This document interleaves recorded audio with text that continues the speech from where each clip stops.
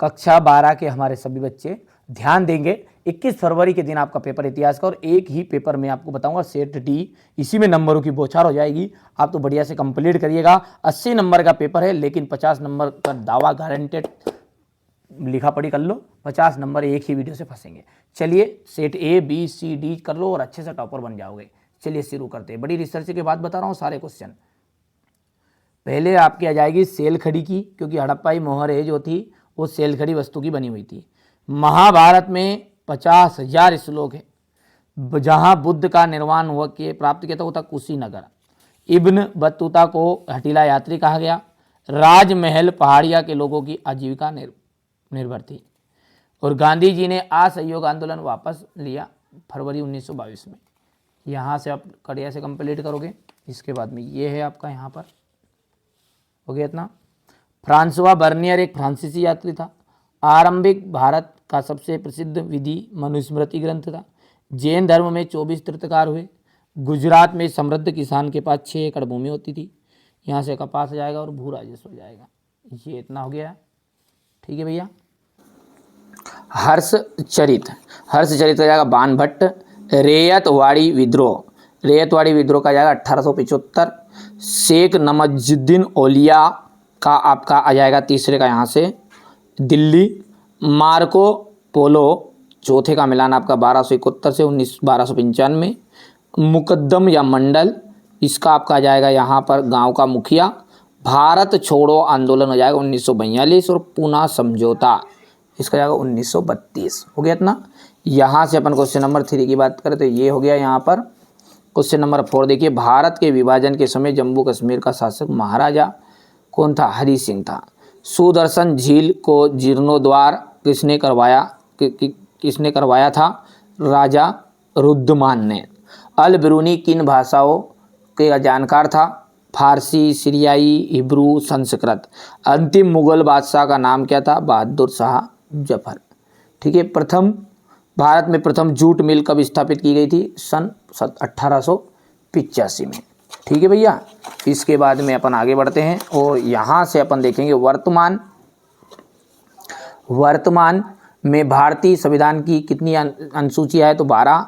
संविधान सभा के अध्यक्ष कौन थे? डॉक्टर राजेंद्र प्रसाद। तो यहाँ से अपन हमारे इंग्लिश मीडियम वाले बच्चे बढ़िया से कंप्लीट करेंगे। ये हो गया इतना।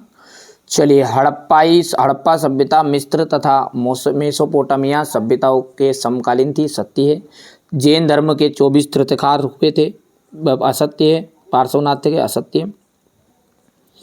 मलिक मोहम्मद जायसी द्वारा रचित प्रेमाख्यान का नाम पद्मावत, असत्य हो जाएगा। रिहाला इब्न बतूता की रचना, सत्य हो जाएगी।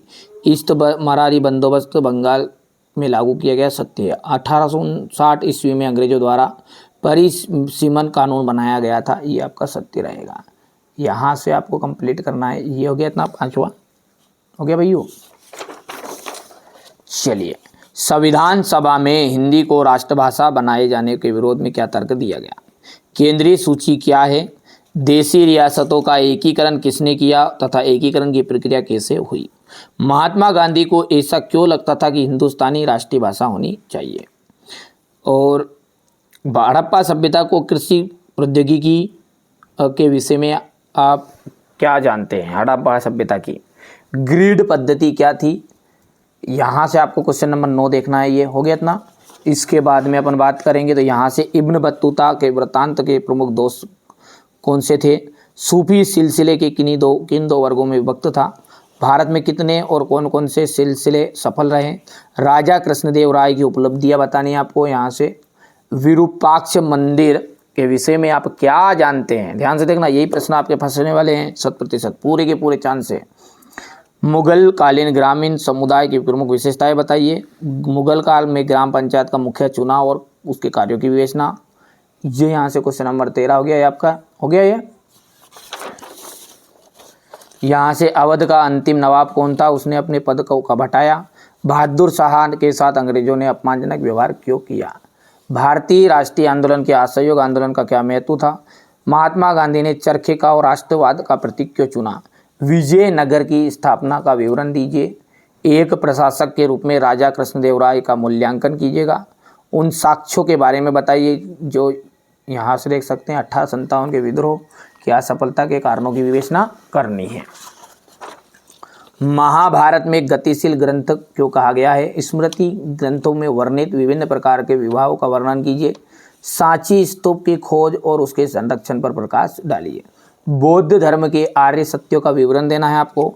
अशोक के अभिलेखों के बारे में आप क्या जानते हैं, संक्षेप में बताइएगा। अशोक ने बौद्ध धर्म के प्रचार में क्या क्या तर्क दिए। ये आपका क्वेश्चन नंबर 21 हो गया, ये इसका अथवा हो जाएगा। हो गया भैया।